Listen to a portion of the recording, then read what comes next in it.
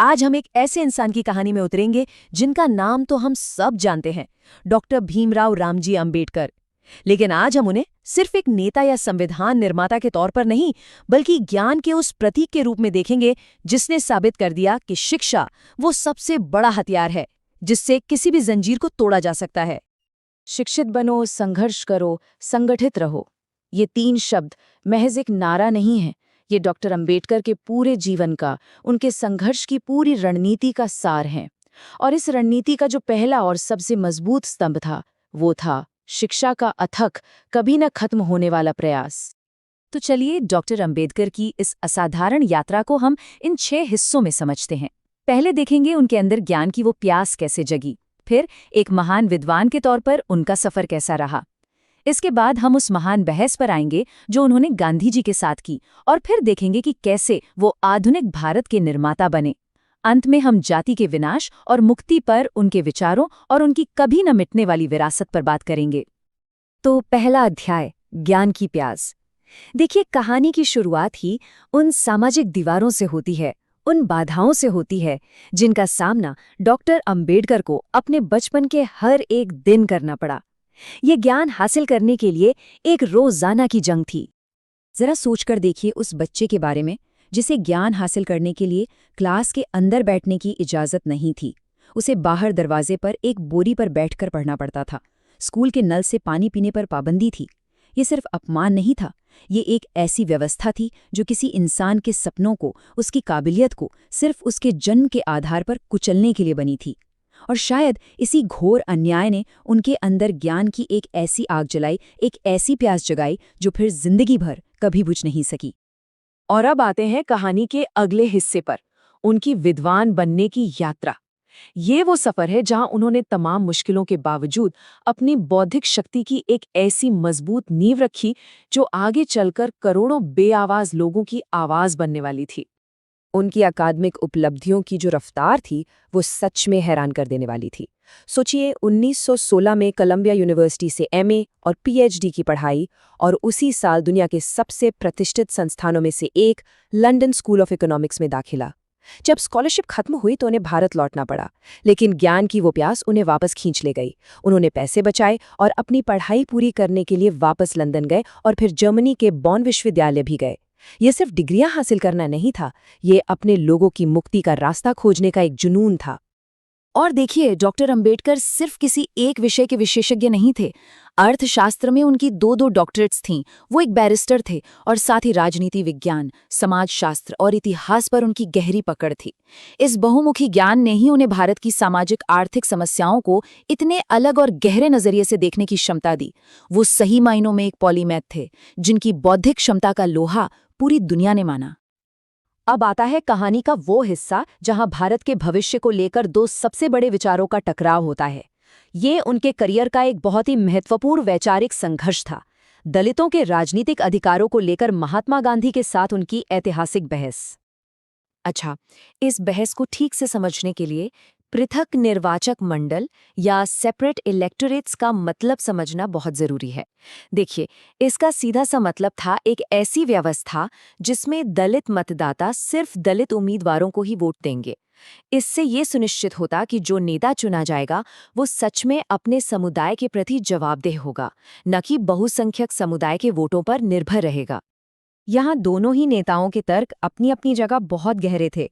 Doctor Ambedkar का साफ मानना था कि जब तक राजनीतिक शक्ति हाथ में नहीं होगी, सामाजिक सुधार सिर्फ एक सपना बनकर रह जाएगा। उनका तर्क था कि अगर दलित अपने नेता खुद नहीं चुन पाएंगे तो उनकी आवाज हमेशा के लिए दबा दी जाएगी। वहीं दूसरी तरफ गांधी जी को ये डर था कि इस तरह का राजनीतिक बंटवारा हिंदू समाज को हमेशा हमेशा के लिए तोड़ देगा। वो मानते थे कि छुआछूत हिंदू धर्म के अंदर की एक सामाजिक बुराई है जिसे अंदर से ही सुधार कर खत्म करना होगा, न कि राजनीतिक तौर पर अलग होकर। ये 2 अलग अलग दृष्टिकोणों का टकराव था। और फिर ब्रिटिश सरकार ने एक ऐसा कदम उठाया जिसने इस बहस में आग में घी डालने का काम किया। 1932 में उन्होंने कम्युनल अवार्ड का ऐलान किया और डॉक्टर अंबेडकर की मांग को मानते हुए दलित वर्गों को पृथक निर्वाचक मंडल का अधिकार दे दिया। इस एक फैसले ने पूरे देश में भूचाल ला दिया और विवाद को एक संकट की स्थिति में पहुंचा दिया। इस फैसले के विरोध में गांधी जी ने पुणे की यरवद्दा जेल में ही आमरण अनशन शुरू कर दिया। उनका मानना था कि ये हिंदू समाज को बांटने की एक ब्रिटिश साजिश है। ये कोई साधारण अनशन नहीं था, एक राष्ट्रपिता का आमरण अनशन। इस एक कदम ने डॉक्टर अंबेडकर पर बहुत भारी दबाव बना दिया। अब उनके सामने एक तरफ अपने समुदाय के सदियों पुराने अधिकार थे और दूसरी तरफ देश के सबसे बड़े नेता का जीवन। और अंत में एक समझौता हुआ जिसे इतिहास पूना पैक्ट के नाम से जानता है। डॉक्टर अंबेडकर ने एक दूरदर्शी कदम उठाते हुए पृथक निर्वाचक मंडल की मांग तो छोड़ दी, लेकिन बदले में एक बहुत बड़ी जीत हासिल की। दलित वर्गों के लिए आरक्षित सीटों की संख्या 71 से बढ़ाकर सीधे 148 करवा ली, यानी राजनीतिक प्रतिनिधित्व 2 गुने से भी ज्यादा हो गया। अब बात करते हैं डॉक्टर अंबेडकर के उस सबसे बड़े योगदान की, जिसने हमेशा के लिए भारत की तकदीर लिख दी। आधुनिक भारत के निर्माता के रूप में उनकी भूमिका। ये वो पड़ाव था जहां उन्होंने अपना सारा ज्ञान, सारा अनुभव एक नए राष्ट्र के निर्माण में लगा दिया। उनका नजरिया सिर्फ भारत तक सीमित नहीं था, वो वैश्विक था। उन्होंने फ्रांसीसी क्रांति के 3 महान सिद्धांतों स्वतंत्रता, समानता और बंधुत्व को भारतीय संविधान की आत्मा बनाया। उन्होंने ये पक्का किया कि आज़ाद भारत की बुनियाद इन्हीं प्रगतिशील मूल्यों पर रखी जाए।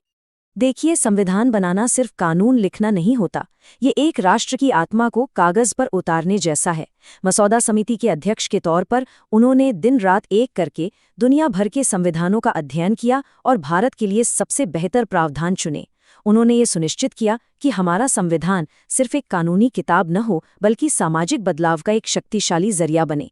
अनुच्छेद 15 और 16 जैसे प्रावधानों को शामिल करके उन्होंने उन समुदायों के लिए दरवाजे खोले जिन्हें हजारों सालों से अवसरों से वंचित रखा गया था।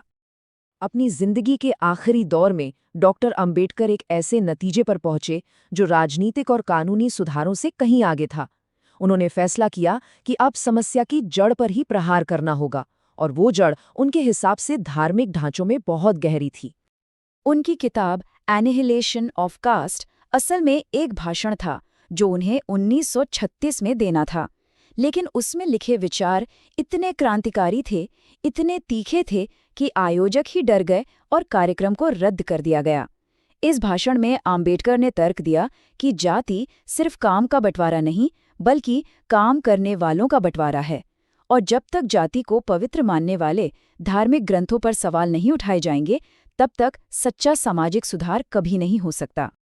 सालों के संघर्ष, अध्ययन और चिंतन के बाद वो इस नतीजे पर पहुंचे कि जिस धार्मिक व्यवस्था ने जाति व्यवस्था को बनाया और उसे बनाए रखा, उस व्यवस्था के अंदर रहकर सच्ची समानता हासिल करना नामुमकिन है। इसलिए उन्होंने मुक्ति का एक ऐसा रास्ता खोजने का फैसला किया जो जन्म पर आधारित हर तरह की असमानता को पूरी तरह से नकारता हो। और वो रास्ता उन्हें बौद्ध धर्म में मिला। अक्टूबर 1956 में नागपुर की धरती पर जो हुआ, वो सिर्फ एक धर्म परिवर्तन नहीं था, वो एक सामूहिक मुक्ति का आंदोलन था। डॉक्टर अंबेडकर ने अपने लाखों अनुयायियों के साथ बौद्ध धर्म को अपनाया, जो करुणा, समानता और तर्क पर जोर देता है। ये उनके जीवन भर के संघर्ष का एक तार्किक और आध्यात्मिक अंत था। ये एक ऐलान था कि अगर कोई व्यवस्था आपको सम्मान नहीं दे सकती, तो उस व्यवस्था को त्याग देना ही असली मुक्ति है। तो आखिर में सवाल उठता है कि डॉक्टर अंबेडकर की विरासत क्या है? क्या वो सिर्फ किताबों और मूर्तियों तक ही सीमित है? नहीं, उनकी विरासत आज भी भारत के सामाजिक और राजनीतिक ताने बाने को लगातार आकार दे रही है। आज पूरा देश उन्हें कई तरीकों से याद करता है और सम्मान देता है। 1990 में उन्हें मरणोपरांत भारत रत्न दिया गया। 26 नवंबर को हम संविधान दिवस मनाते हैं। उनके जीवन से जुड़े 5 महत्वपूर्ण स्थानों को पंच तीर्थ के रूप में विकसित किया जा रहा है, और ASI, IIM जैसी सरकारी योजनाएं आज भी उनके आर्थिक सशक्तिकरण के सपने को आगे बढ़ा रही हैं। ये सब उनके विशाल योगदान को स्वीकार करने का एक तरीका है। डॉक्टर अंबेडकर का जीवन हम सब के लिए एक बहुत शक्तिशाली संदेश छोड़कर गया है। वो संदेश ये है कि ज्ञान सिर्फ जानकारी का ढेर नहीं है, ज्ञान शक्ति है। ये अन्याय को चुनौती देने की, व्यवस्था को बदलने की और एक आत्मसम्मान का जीवन जीने की शक्ति है। उनका पूरा सफ़र आज भी हमसे एक सवाल पूछता है कि आज की चुनौतियों का सामना करने के लिए, बदलाव लाने के लिए हमारे पास सबसे शक्तिशाली उपकरण क्या है।